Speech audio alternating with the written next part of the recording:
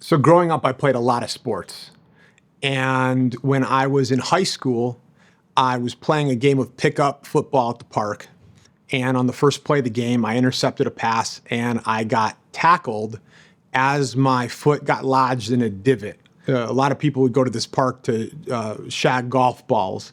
And the weight of the person who tackled me came down and right on top of me, and I tore up my knee. I dislocated my knee, fractured my kneecap, and tore my PCL and my MCL.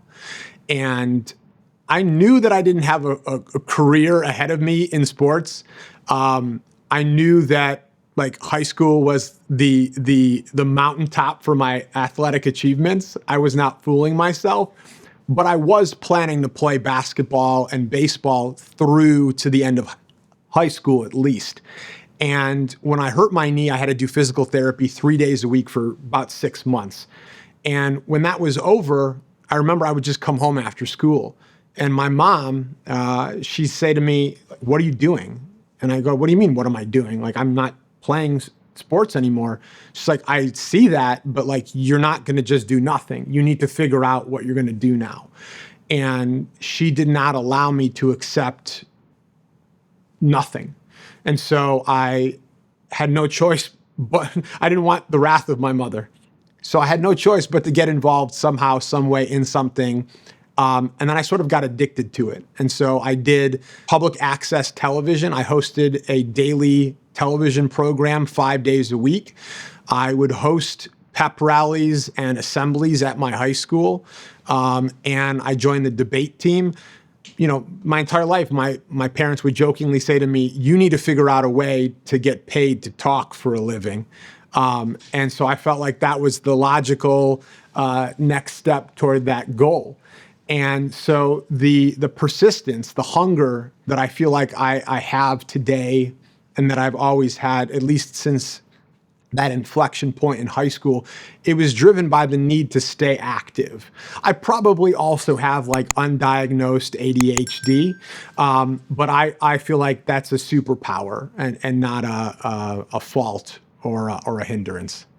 When I was still pursuing a career in radio, Illinois State offered me the opportunity to get a master's degree if I stuck around Bloomington Normal to teach for 2 more years.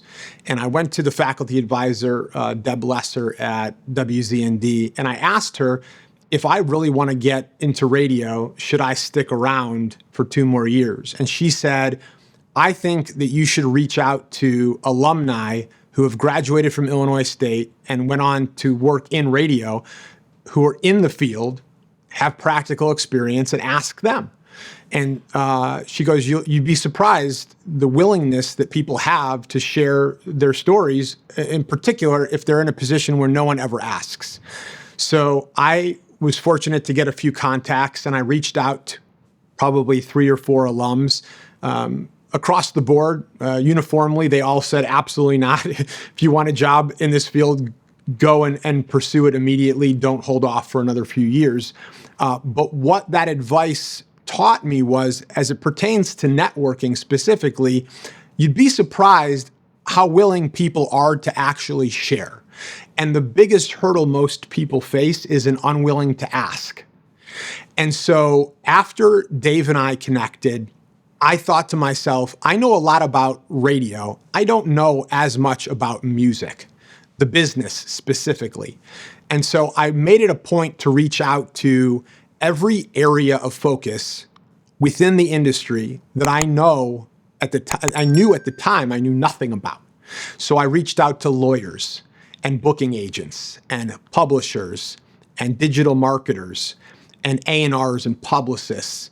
And a lot of my emails went unanswered, but for every email that went unanswered, I did get a response.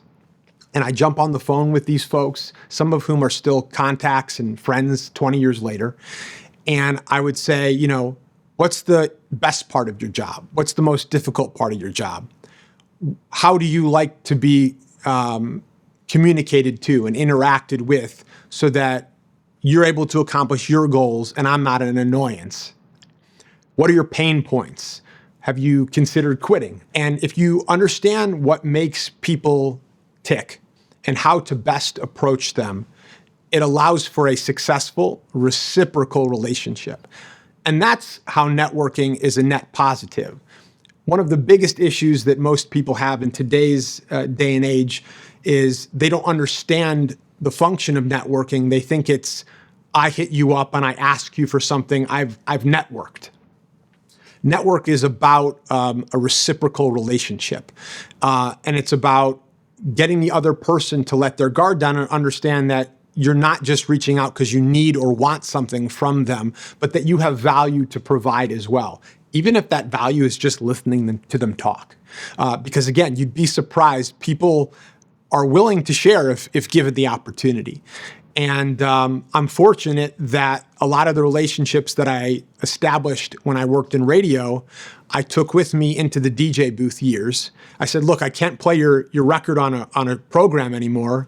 I don't have a mix show, but we could write about that artist on the website. And then even today with audiomack, the ability to provide them with editorial exposure, playlisting, social amplification, and a variety of other strategic endeavors. Hey everyone, it's Z, and you are on 24/7 HH.